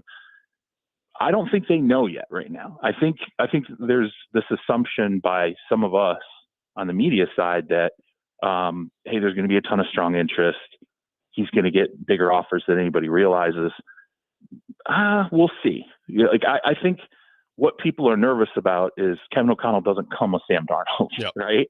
And so it's like there are certain spots where he would fit if he goes back to San Francisco. Like that would be a huge curveball. But if he, that's clearly a fit there. It's sort of, maybe like McVay in LA. Like I've talked to people at the Rams. They don't seem super enthused about that idea, but they do agree that there's definitely synergy there in terms of, him running a scheme, a Shanahan scheme. McVay's got his version of the Shanahan scheme as well. So he's definitely a curveball, but I think it's going to just depend on what the market interest is. And I'll tell you this, there are agents that when their player, really fails through a number of franchises and then finds a spot that really works, there are agents who are like, maybe we need to figure out a way to stay. Like, you could get two more quarterback contracts in Minnesota if you stay, if you're Sam Darnold, right? And you do well. So you're looking at potentially an 8-year run of really good money and potentially high level play. You could look at one contract. You could be Kirk Cousins, right? You could be, you make that change and it doesn't work at the next spot. He goes right back to zero. And so there's a lot of dynamics, I think, that are going to come into play here. And I think Darnold is sort of that shoe that everyone is waiting to see how it drops. And then they move on to a number of other guys, which are probably all bridge options, Daniel Jones, like Rodgers, see what happens with Rodgers. I think he's campaigning to stay in New York, which is wild to me. Fields, that's another situation. I got to believe they're moving forward with Russ after the season. But again, I also think some of this is going to depend on contract negotiations too. Former Jets, Charles Robinson from Yahoo, our guest. Former Jets are certainly helping shape a picture of just how awkward and bad ownership is there. Whether Woody Johnson or his brother is running things going forward, are they going to have to try to change some things in order to draw a GM and a coach of the quality they need to change things there? Or is whoever goes there going to have to just deal with the chaos? Well, is he going to resume an ambassadorship is a question. Like, I think people in the building would love Woody. This is praying Trump. Come on, man. Head for Dublin. Do it. Pull the trigger. Let's send him back to the UK and get him out of the building. But I think they also know there's going to be plenty of time for him to make the decisions he needs to make before he does that, i.e. next head coach, next general manager. There's, I would say, significant pause for top level GM candidates who could potentially end up, getting interviews with New York. I think some of these guys that really would like either a second shot, John Robinson, or want to break in, Jim Nagy, those are situations where you would see guys go, okay, I gotta work the situation. This is what's available to me. It's going to be troubling dealing with this owner, but I can get some guidance from Joe Douglas. How do I navigate this? What do I do? And what should I be prepared for? But yeah, I think they're going to have problems. I just don't see, a candidate who has a multitude of jobs potentially available to them, or has some patience is going to say, yeah, let me go ahead and risk it with the Jets at this stage. Money could play into it, though. I will say that too. I don't think Woody's inclined. Christopher would pay. I think Christopher would not have a problem doling out a healthy chunk of change for the right GM candidate. Woody, not so much. I mean, Woody's kind of he's a little bit of a penny pincher, despite what some of the most recent moves have shown.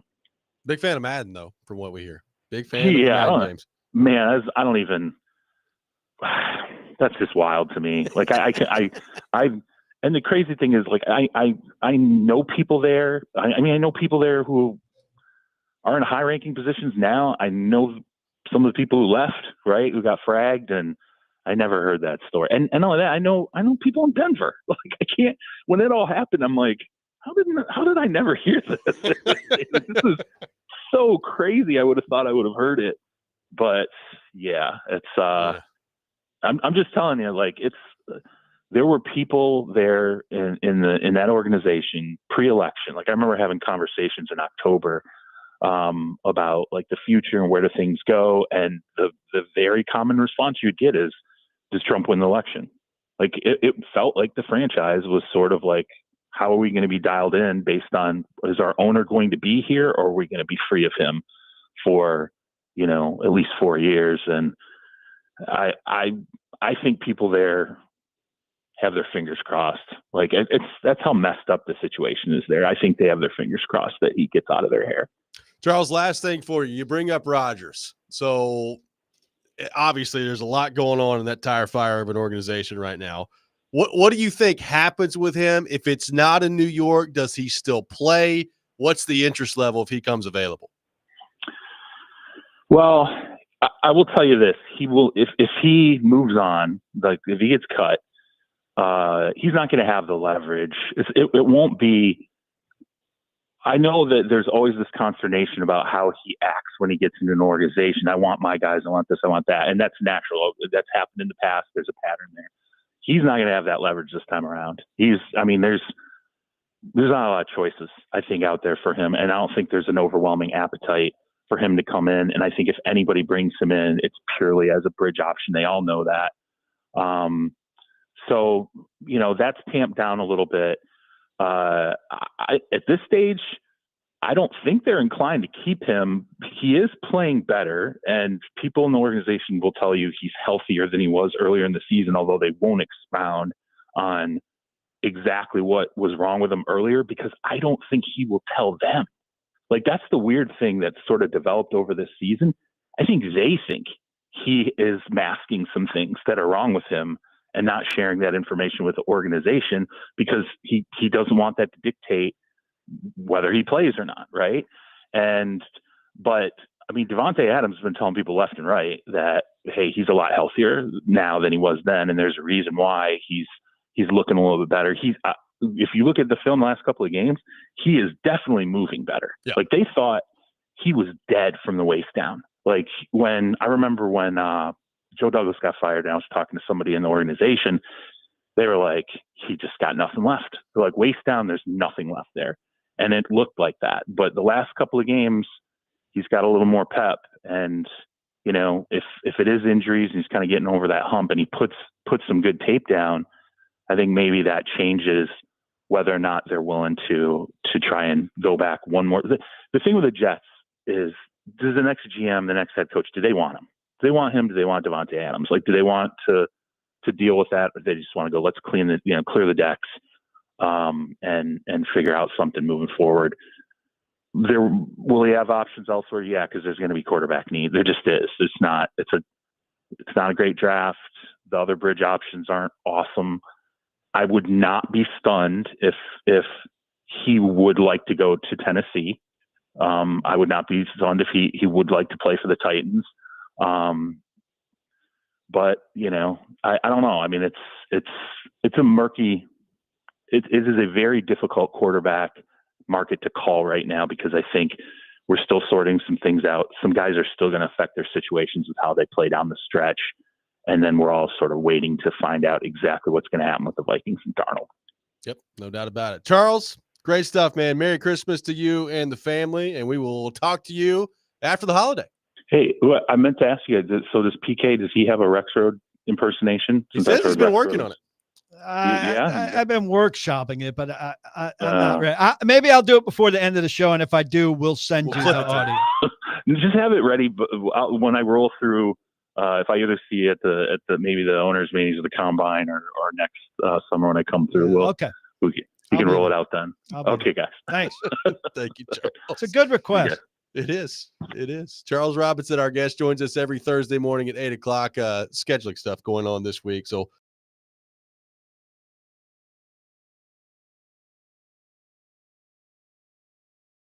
102.5, 106.3 The Game.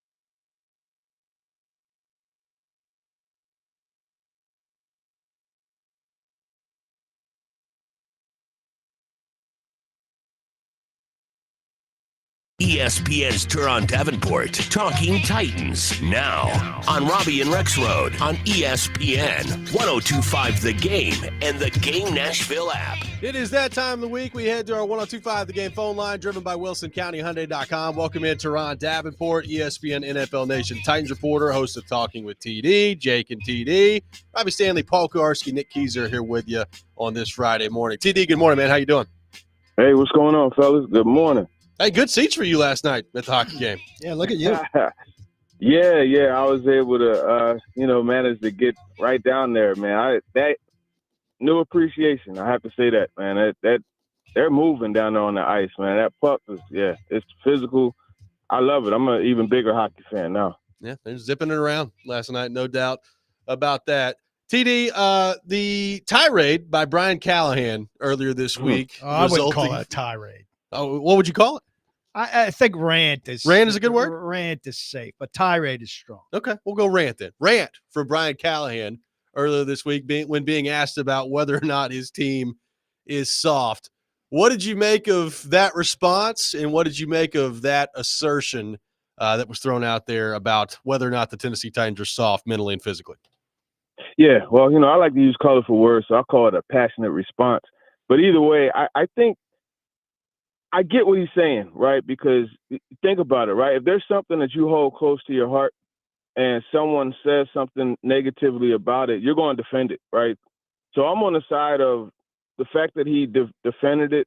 It showed that he does care about the team. It shows that, he understands that being soft is not something that his team can be. So I look at it that way. I know there's some who say, oh, well, that means he's a dead man walking. That's a guy who's not going to have his job next year. That's a guy who actually is soft, and he reacted that way because he's soft. I don't buy into that. I think, the assertion was made. See, here's the thing, right? There are some things you could point to that could give you evidence of softness, right? Like PK, what you mentioned in the press unit on your response question, where you said, hey, well, you got a guy who said that there's guys on the team that responded negatively to the code. That is something that is the trademark of softness. But I think, the guy who said it, he's definitely not soft. No. And I haven't really gotten a sense of two, maybe one or two. I don't like calling a guy soft, but I'll say a guy that's not a tough guy. Obviously Nicholas Petit-Ferrer. Yeah. He's probably the one I would point to. But, even like with Peter Skoronski saying respond to adversity, guys have struggled to do that. I could see that as well, but I just don't see that team as soft, not mentally soft either. I think they could be a better team. They're just a bad team. That's really the bottom line. Yeah, I think that sums it up. The bad team, and a bad team doesn't come back from adversity, and there's some softness in a failure to come back from adversity. Tough teams fight through stuff. And recover from stuff, and don't lose close games, and don't fold in the second half. This team folds in the second half a great deal. We were talking to T'Vondre Sweat yesterday. I didn't get a chance to talk to you after that. I was confused because he told me at the beginning of the season when I was asking him about how many pass rush moves he had. He said, kind of, look at me. Do I look like a guy that needs a lot of moves? I just go get them. And then we talked to Tracy Rocker a little bit, and he said, things are evolving, but still he's basically what he is.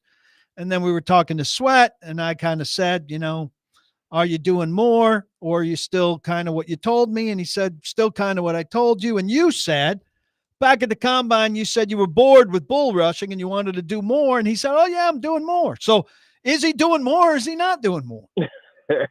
I don't think he's doing more. And here's the thing with him, it's kind of like more is less. Because if you go back and watch him in college, he did try different moves and things like that. Like never nothing drastic, like a spin move or anything. But, you got to remember, T'Vondre Sweat got to Texas and he gained a lot of weight.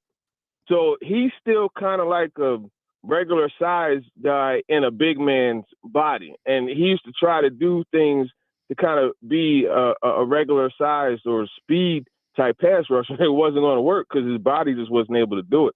But I will say this, he has gotten better with his hands, because when I asked him about Terrell Williams at the at the Senior Bowl. He had told me that, Terrell Williams has suggested, hey, you should work with your hands more. Watch Jeffrey Simmons.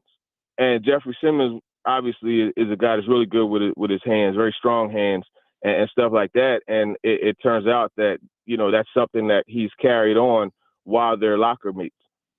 So TD on the quarterback front, we've been going through veteran options all day, some of which we know will be available, some that could become available. And we had Charles Robinson on. He says he expects Kirk Cousins to be out there and available. Derek Carr could be available.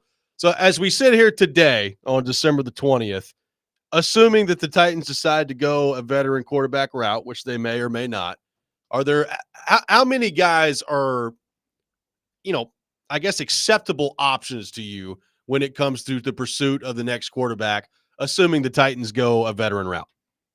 Yeah, did he say anything about Matthew Stafford? He said that thinks he not. doesn't think Stafford will become available at the end of the day. Okay. So if you look at the veterans, I go off of previous experience and also a guy who maybe 2-3 years ago had a really productive season, and I go with Derek Carr. Now, I don't go with him and take that acquisition and hold it up in the air like Simba, but I still say it's a good acquisition and that it's an upgrade from Will Levis. So I would probably say there. I would be interested in Justin Fields, but I just feel this way. This team can't afford to get off to a slow start next year. And I think that you can get off to a quicker start with Derek Carr, who can kind of hit the ground running from his previous experience with Brian Callahan. Yeah, I think if you were to get Carr, I mean, Callahan has to be able to operate his deal with Carr, right? Yeah. He's worked with him before. Yeah. He knows exactly what he can do. If you would get a very quick litmus test on Callahan with Carr. And Fields brings some of the same issues as Levis in terms of processing, right? And exactly. and the desire for patience. So I think you're dead on there.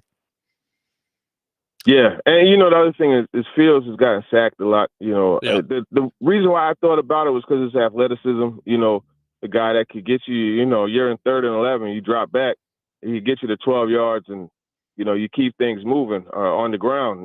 But it's just too much of a question to me.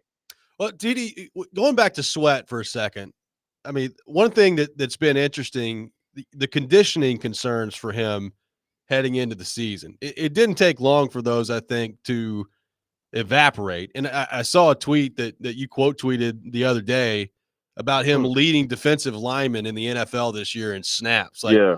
I feel like we've kind of glossed over that a little bit, but that's a pretty important development for him based on what the concerns were after the draft heading into the season. Don't you think? Yeah, it is pretty important. But I think another thing that's equally as important is he was playing a lot of snaps in college. Yep. Like, you go back and watch and you compare his snaps to Byron Murphy, who was drafted. He was drafted ahead of him, if I'm not mistaken. But there were never questions about Byron Murphy's conditioning or anything like that. But Sweat outsnapped him. And I think it's just you look at a guy, and I get it because the first time I saw him in person, I was like, damn. You look at him and you're not going to think that he's going to be in good shape, but he has. And it's funny, PK, I laugh at this too, because, we were talking to Tracy Rocker, and he was like, yeah, he thought he could play 4 or 5 snaps, and, he's gotten a lot better. And then PK asked Sweat, he said 4 or 5 more snaps. How many can you play? And no, it was PK asked Rocker, how many more snaps can he play? And he said 6. So it's like, wait a minute, 4 or 5 to 6. One whole more snap. He said, but he did say, it's a lot harder snaps now than in college. Because there's a lot of times where, as he pointed out, he's holding 600 pounds of person against him on some of those snaps. So I get it. Yep, no doubt about it. TD, great stuff, man. Appreciate you taking time to be with us. Hope you have a Merry Christmas, and we'll talk to you soon. All right, thanks, man. Merry Christmas, everybody. See you in a bit. Absolutely. Teron Davenport, our guest here on Robby and Rexrode. We'll react to what TD had to say. A lot of stuff to get into, some interesting stuff from Charles Robinson as well. We'll get into all that coming up next. Robby and Rexrode, 102.5, 106.3 The Game.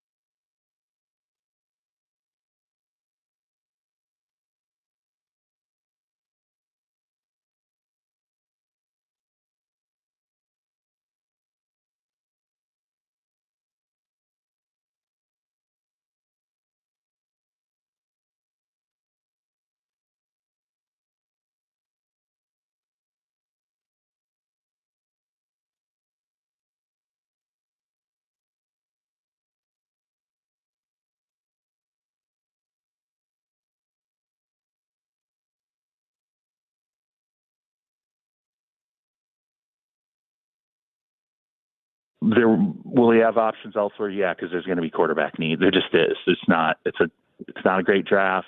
The other bridge options aren't awesome. I would not be stunned if he would like to go to Tennessee. I would not be stunned if he would like to play for the Titans. But I don't know. I mean, it's a murky. It is a very difficult quarterback market to call right now because I think we're still sorting some things out. Some guys are still going to affect their situations with how they play down the stretch. And then we're all sort of waiting to find out exactly what's going to happen with the Vikings and Darnold. That's Charles Robinson on with us in the last hour, breaking down the quarterback discussion there, taking your thoughts, 615-737-1025. I think it's important to note him wanting the potential for Rodgers to want to play here doesn't matter unless the Titans want him to play here. Yeah. And I know Stilly will go crazy with that. Rodgers wants to play here. Rodgers wants to play here. Well, the league doesn't operate in a way where guys choose teams. Teams choose guys. And I just think it's highly unlikely that the Titans would choose to be a member of that, even if he's a lot healthier and has his legs back. He doesn't have long. He's not a long-term solution. Even if they're going a short-term solution route, no, it's a massive headache deal, and they need things to settle down, not get more complicated.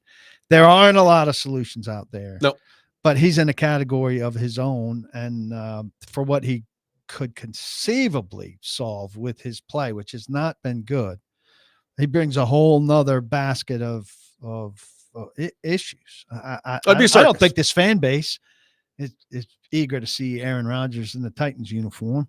I don't think so either. Now, I will say I do agree with Jared from this standpoint. Like, if they signed him, they talked themselves into it. Like, you talk yourselves into, all right, well, it's year 2 coming off the Achilles. He started to play better toward the end of last year. Him and Devontae Adams got things figured out and came together that way. I look at him, and I hear what Charles was saying about, he's come into every organization that he's been with for a long time in Green Bay, and then obviously with the Jets, and he's wanted things done a certain way. He's wanted his guys in there, and he doesn't have the leverage really to do that right now. There's just always so much drama with him that even if he doesn't have the same leverage, drama's coming with him. He's going to say something on McAfee, or he's going to do something where you're just always going to be in the news cycle, probably not for reasons that you want. Are you okay with that if you're the Titans? Are you okay with that if you're a Titans fan? You're okay with it if you're getting the sort of production that he once provided. But I don't think the trade-off's worth it for the level of quarterback he is now. And I would rather take a shot with Derek Carr, who's younger, has more zip at this stage. He's not terrific, but if you're comparing those two guys and what they bring you at this stage, when you're looking for 2 years, that sounds weird to say. I know how their resumes look and all of that, but Aaron Rodgers isn't Aaron Rodgers anymore. Doesn't appear to be. Now, look, the stuff Charles said about him and the injury and maybe having some problems this year that he's been hiding from the Jets was pretty interesting there. I mean, his last 2 games here, he threw for 339 yards and a touchdown, 27-39 against Miami, and a loss. And then last week against Jacksonville, they won. He was 16 of 30. It was not a very good completion percentage.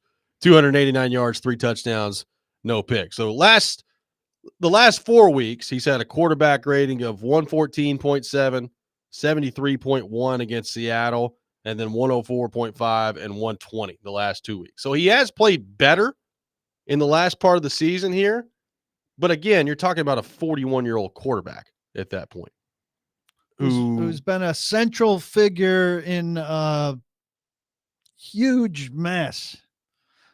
Now, I mean, it's an ownership mess first and foremost, but, I don't know. I don't feel it. I mean, if he came here, you'd want to see him do well, and you would hope that he's got some more left in the tank. But again, everything you hear about Aaron Rodgers is Aaron Rodgers would be interested in playing here.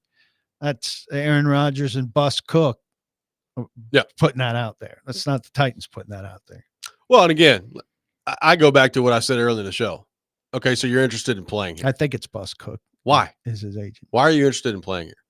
Is it because you have property here? Is it because you think this team's on the verge of winning? Because that'd be a pretty hard sell for me. Like, even if you still have the highest of high opinions for yourself, if you're Aaron Rodgers and the player that you are, like, look at this roster right now. You really think that's close to competing for a championship? There's a front office I can push around. Yeah, could be that. Could be that. I mean, the more we talk about it, the Derek Carr idea, should he become available, is intriguing to me. Now, look, Charles did say, I mean, Charles made no bones about it. He expects Kirk Cousins to be out there and to be available, and the Falcons are going with Penix here. So, what do you think of Cousins? I mean, you're talking about, it's similar to Rodgers from the standpoint of they're both coming off the Achilles injury. Cousins is at 40, but he is 36, 37, and the turnovers have started to become a big problem for him. Now, maybe it's as simple as he's started to become washed. He's not the same player he was. The weird part about the Cousins thing and why it's confusing, particularly with the Achilles, PK, is because he played great in the first half of the year. Like, he was really, really good. And then lately, he's just completely fallen off the table. So if it was as simple as the Achilles injury, I guess why wasn't that a factor earlier in the year with him? Maybe it's not a linear return from that. Still, he corrects me. David Dunn is Aaron Rodgers' rep. Bus Cook is Favre. So that's my mistake. Apologies. I'm sure David Dunn is Sure he is doing some work on planting some things about where Aaron would like to play. I'm sure he is. Let's head to our 1025 The Game phone line, driven by WilsonCountyHyundai.com. Welcome in Wes to the program. Wes, good morning. Thanks for calling in. Morning, fellas. Happy Friday. I want to lead this off by saying I'm not looking forward to the possibility of Aaron Rodgers being here, but I do have a question. Looking at some of his numbers for the season this year, and I know a lot of our losses were due to really bad quarterback play, whether it be pocket presence or throwing the ball backwards or just handing it to the other team. What would our record be roughly if Aaron Rodgers quarterbacked this team this year? And every time I look at that, it looks almost like it would be the opposite of what it would be, minus we have a really big issue at right tackle. I don't want him on this team, but if it wins us more than 6 or 7 games next year, I think I'd rather have him than Kirk Cousins. Yeah, thanks for the call, Wes. What would the record be? I don't know. I mean, I would make the argument that he is on a team right now that from purely a talent perspective is pretty significantly more talented than the Titans are.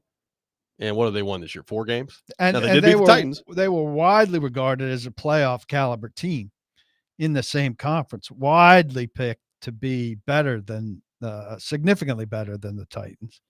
And they beat the Titans, not by a lot in an ugly game. But the Jets are well short of expectations, national expectations for sure. And the Titans, are meeting national expectations that most of us foolishly thought were too low.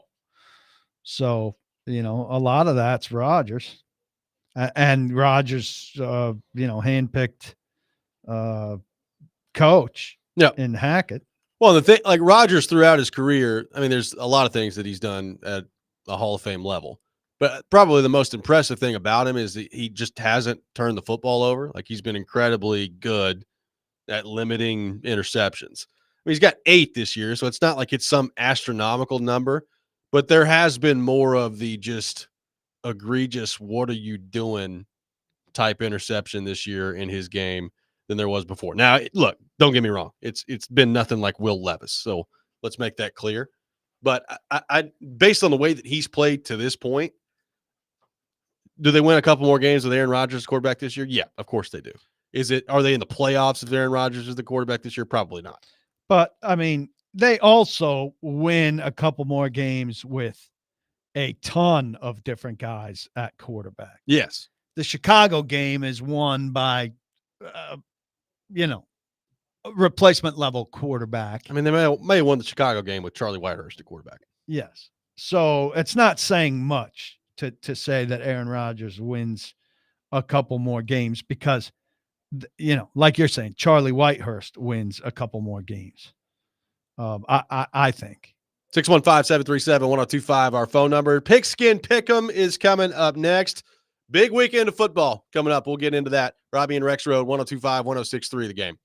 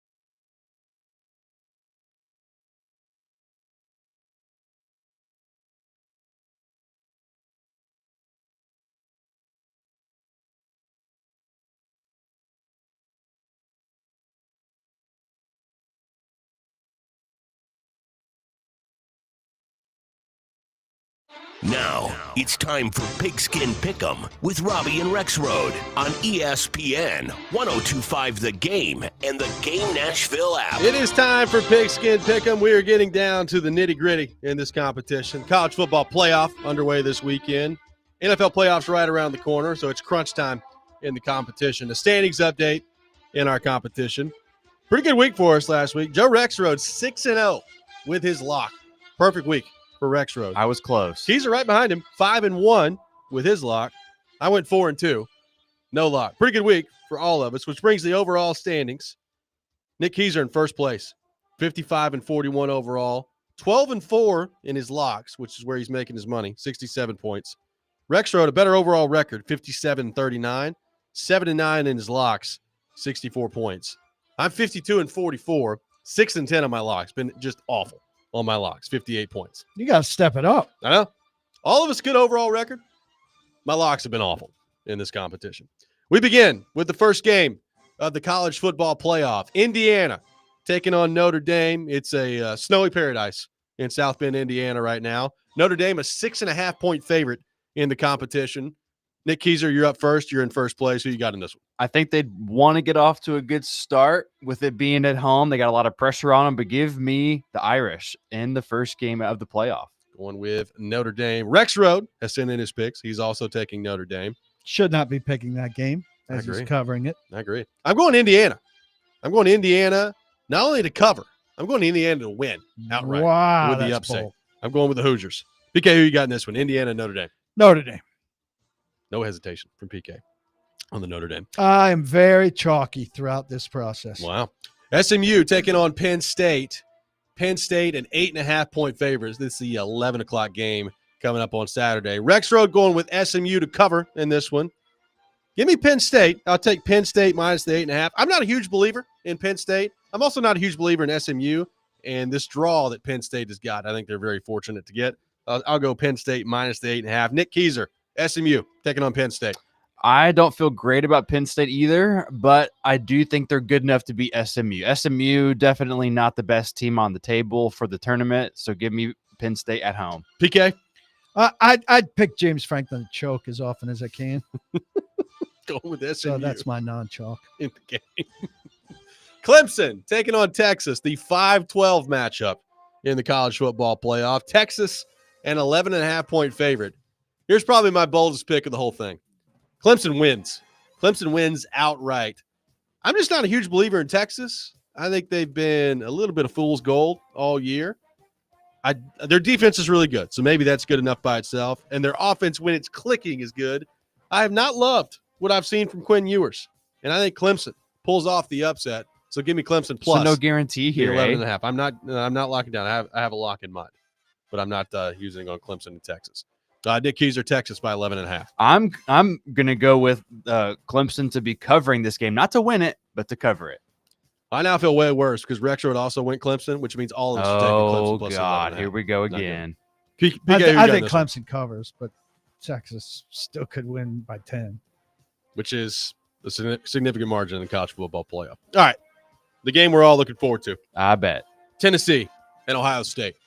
Ohio State, a 7.5-point favorite at home in this one. Going to be cold at the shoe coming up. Could be a lot of Tennessee fans in the building as well. Keyser, you're up first. Ohio State favored by 7.5. Who you got in this one? I'm hopeful that the 38% of the Tennessee fans that were reported to buy tickets really show out, but I feel like the Tennessee Volunteers will come out with a win, Robbie. So give me the Vols. Homer. Rexrode is also going with the Vols in this matchup. I was leaning Vols all week, PK, but the fact that everybody's picking them makes me incredibly nervous, and I'm going Ohio State minus the 7.5. Yeah, I think Ohio State, and I think I just can't buy that it's going to be as orange as we think. I think that's going to turn out to be much less of a story than the buildup has suggested. It's going to be interesting to see what that looks like tomorrow night. The Tennessee Titans on the road taking on the Indianapolis Colts in a game that dozens are looking forward to this weekend. The Colts are a 3.5-point favorite. Joe Rexrode locking down on the Indianapolis Colts to cover the 3.5 this week. And I am locking down on the Tennessee Titans, baby. Guarantee. Titans win. Mason Rudolph comes in. He operates the offense efficiently. He doesn't turn the ball over. The Titans go into Indy, who I think is a trash team anyway. Anthony Richardson gives them the ball a few times, and the Titans walk out of Indy with a win. Nick Keyser, Colts -3.5. Continue the WHMR. I don't care. I think with Mason Rudolph, they get the win this weekend. So give me the two-tone blue. PK, Colts and Titans. I think the Titans will win this game. Wow. Rexrode, the only one going with the Colts in this match. He has to make a pick against a home team once in a while. That is true. Mandated by his contract, I think. We moved to the individual portion of the program. One individual pick this time. A lot of common opponents we got. Joe going with Tulane +10.5 against Florida in the Gasparilla Bowl. PK, your excitement level to watch Tulane and Florida in the Gasparilla Bowl. I won't be watching it. I couldn't be less excited about the Gasparilla Bowl. Could not be less excited about it. Didn't know it existed. Now you do. Yeah. It's no Pop-Tarts Bowl. Yeah, I'm not into that. It's kind of ugly, though. Nick Keyser? I mean, I do like the word Gasparilla. Yeah. I think it's a fun word. But not going to be viewing the bowl game. No. Nick Keyser, your first individual and only individual selection. Well, hopefully this guy gets a win in his first start in the NFL, but give me the Atlanta Falcons over the New York Giants this weekend and make it my lock because I want to see the rookie ball out. So let's have a weekend. What's the line on that one? It is -8.5 for the Falcons. Really? Well, I mean, the Giants are absolute. They're Chiefs. cheeks or buns. Sorry. They are. Which That still are is a they? big The line. Cheeks or buns? Joe Rexrode's been saying buns. I think they are It's the buns. same thing. I think we decided Is buns it is not? worse. Okay. Buns, Buns is worse than cheeks? That's what we've decided. I don't know if I buy that. Would you say cheeks is worse than buns? Cheeks is worse than buns. All right. It's up for debate here on the program. 8.5. I realize the Giants are terrible. I mean, Falcons haven't been lighting the world on fire lately with their performances. 8.5, big line for a rookie quarterback making his first start. I'll just throw that out there. But I like your pick. I'll go Philadelphia -3.5 against Washington. That's a big game in the NFC. Philadelphia trying to sneak up and grab that number 1 overall seed in the NFC, and Washington trying to maintain some distance in that last playoff spot with the wild card race as well. So Washington at home in this game, but I think Philadelphia is just better. I think Philadelphia will win the line of scrimmage. So give me the Eagles -3.5 against the Commanders. Dolphins +1 at home against the beat up 49ers. I mean, Dolphins still have stakes, no? They do. They do. Let me ask you. I'm glad you bring 49ers up cross country. I don't like that game at all for San Francisco. I'm glad you bring up the 49ers because we've talked with Charles about this a couple of times. I'm interested to get your thoughts on it. You giving Brock Purdy $60 million a year? Like Charles was on with us last hour, and he talked about, like, could Darnold be an option for San Francisco? He was there as a backup last year. He's played really well. There is some doubt that's floated out there. You know, San Francisco, pretty notorious for being tough negotiators. We saw it with the Ayuk stuff. Could they choose to move on from Purdy and maybe pursue a Darnold if he became available or go a different route? I'd pay Darnold before I'd pay Purdy. So, and that's a pretty nice situation for Darnold, and he was there, right? Yep. Yeah, that's interesting. And then what do you get for Purdy in a trade? Yeah. I mean, because somebody will take Purdy and overpay him. Like, I think Purdy is a good quarterback. I don't think he's purely a product of that system. Now, that system has been pretty darn good, and that personnel has been pretty darn good the last few years. This year is a ton of injuries, and they've had a lot of things go wrong. But yeah, but he's somewhat a product of that system, but there are systems like that system. Yeah. So, and I mean, he can be an efficient and low mistake guy, and that's a standard a lot of teams would be anxious to meet, just not at that price. that's a big number. That's It's the a problem. big number. That's the problem. And I've said this before. You need a mid-tier quarterback price. Like, you can't pay Brock Purdy like he's Joe Burrow. But that you end up very close to that. Yeah. You can structure it that you're not committed to him long term. But for a couple of years, you have to pay him like he's a big-time quarterback. And he's not a big-time quarterback. That's how you end up giving Trevor Lawrence, $55 million a year for very limited production. 615-737-1025, our phone number. Let's head to our 1025 The Game phone line. Welcome in Cam to the program. Cam, good morning. Thanks for calling in. Hey, bud. So, yeah, I just had a quick reference. As a father, I watch SpongeBob all the time, and they refer to buns on SpongeBob all the time, but they never say cheeks. Okay. So how could cheeks possibly be worse than buns? Well, cheeks is worse than buns because they don't say it on a children's cartoon. Right? So No. that's very rated No, that's G. what I'm saying. I'm saying cheeks are worse than buns. Oh, okay. So what I'm saying is Rexrode is buns. No, they refer to buns all the time on SpongeBob. So you're saying Rexrode is just wrong. I like it. Absolutely, Cheeks yeah. is worse. Cheeks is more. Yeah, absolutely. Cheeks is absolutely worse, unless you're Sandy Cheeks. Yeah, They only say buns for the commercials whenever they're making burgers. Buns is, yeah, but they're not Log off. talking about the behind of anatomy. Cheeks are on the outside. I mean, buns are on the outside and cheeks are closer to the inside. You go from cheeks, the next spot is not radio safe. All right. You're getting closer and closer to not radio safe. Yep. Cheeks, outer. Buns, outer. Cheeks, inner. Next, not sayable. I'm just glad Joe's not here so he wouldn't say it. We're progressing. Big breakdown of this whole anatomy that we got going on right here. 615-737-1025, our phone number. Final thoughts on a big weekend of football coming up. We'll get PK's final thoughts on the Titans and the college football playoff matchup. Tennessee and Ohio State coming up tomorrow. Lips, tongue, throat. There we go. Similar. Very similar. Robby and Rexrode, 1025, 1063, The Game.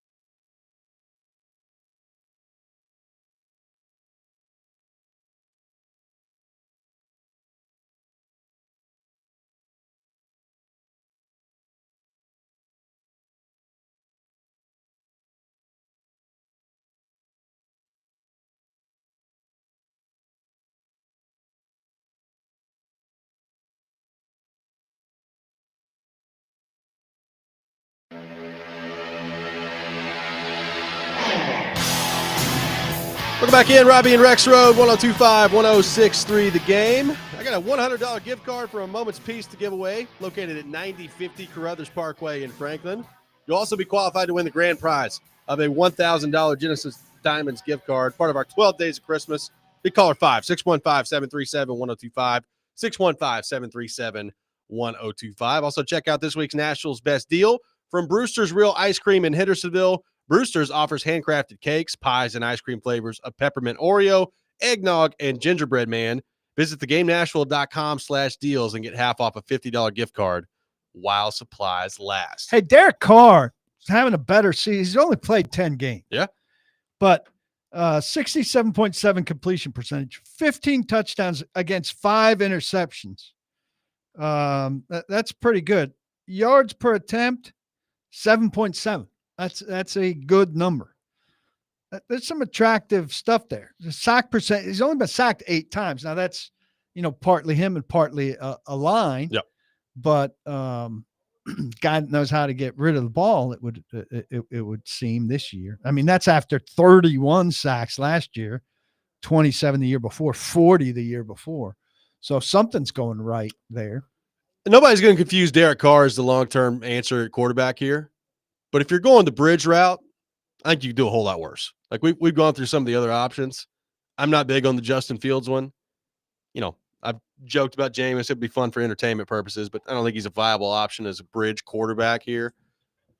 There's just not a lot of great options out there. Zach Wilson, you're going to go that route. People have brought up Trey Lance. Trey Lance can't get on the field anywhere he is, which I think at some point tells you something. So there's not a ton of great options out there. If Carr becomes available, I'll put it to you this way. Let's say Carr's available, Cousins is available. Which one would you rather have if you're a Titans fan? I'm a little wary of Cousins' health. I would agree. So I think I'd lean Carr. I think Cousins is a better quarterback when he's on. But he's throwing a ton of picks, and what he's coming off of concerns me. So the 2024 resume makes me lean Carr there. Yeah. But either way, I'd think dramatic improvement potential. The things that sway me to Carr are the numbers that I just read you and previous relationship with Callahan. Yeah, I mean, I think that part of it is really intriguing, and you'd be able to, I think, get more of a pretty quick referendum on what Callahan brings to the table that way. Tennessee taking on Ohio State in the first round of the college football playoff tomorrow.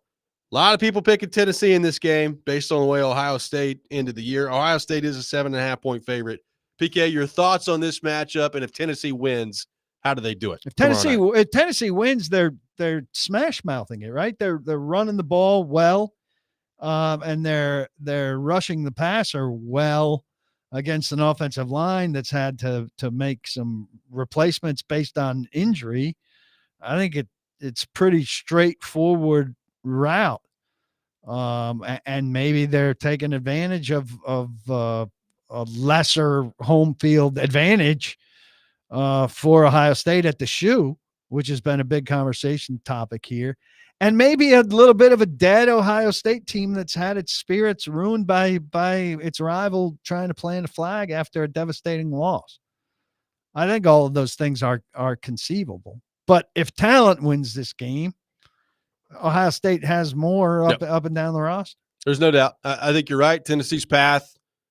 Can you run the ball? Can Dylan Sampson take over this game like he has so often this year?